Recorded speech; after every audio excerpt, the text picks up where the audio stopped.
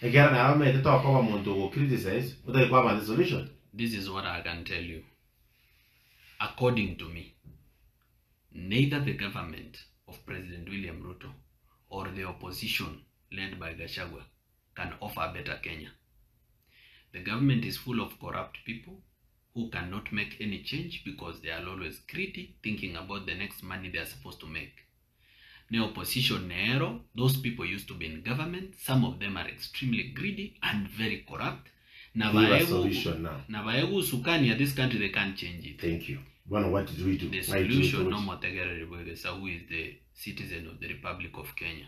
You can take it Tangani, oire corruption legitimacy. In what sense? As long as the voter I will support either one term or two term, whether there can be a third option for a better country, that voter will always suffer the consequences of either two term or one term. The third option. One term, two term. The third option. The third option can only come from the people. That's why I do civic education. The reason I'm not in mrengo ya one term, the reason I don't support William Ruto and I don't support our wengine or opposition one term is because none of them is any better for Kenya. Even if you remove Ruto and put Gachagua, yes. Give us a better option. We can check 2027. Give us a better option. Yes, we can talk. As we move, we go to Chikura. Bono, let me tell you another thing. The system, the elective system in Kenya, has been fashioned in a way that you choose bad between bad and bad. You are choosing between either two very bad people, so you don't even know who among them. Ni kama kuchagua kati ya mwizi na mwizi mwingine. So hujui ni nani atakupeleka huko. This is my hope. My hope is that as the youth of Kenya, we can be able to detach ourselves kutoka kwa hiyo one term na two term. We build an alternative vision for our country. But if it doesn't happen, they are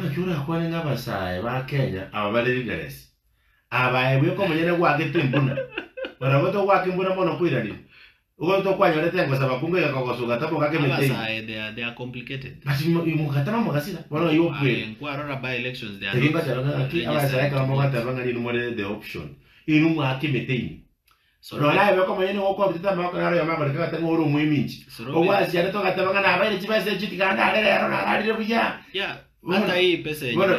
But do you think na nyambo na bantu bakoma wasasini nika mo wake misebisebi. Hata hii pesa yenyewe inafanywa vitina ati sijui nilichangiwa nini, which I'm grateful kuchangiwa kusaidiwa to do those projects. I refunded anybody who wanted their money back. Ulikuwa na comment hapo na message yako ya M-Pesa na kurudishia. Lakini baranga ki murara injirane muroche injirane I like the okokolengere kuonga yaya umane kwa mangana kwa bukenye ubugurumi obole bobi. But now we can tweak us to ko wole ngebo no bole bobi. What is the way forward? Ekera basa we need to break away.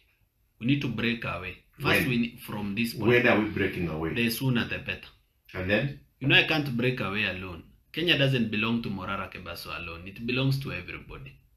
Bononya babanda bananchi who are the voters and then are mostly affected by this decision. Bara decided to break away. Then even if I break away, me and my one vote, I change nothing. We need a revolution, a total change. The reason I'm saying so is because the way this politics here country are designed is in such a way that even if you vote out Ruto, who is what he is, corrupt and incompetent, and you vote for somebody in the opposition, you are voting for another corrupt and incompetent person in the opposition. So enchiranere to balance it to be in the middle where we choose. Civic education is number one.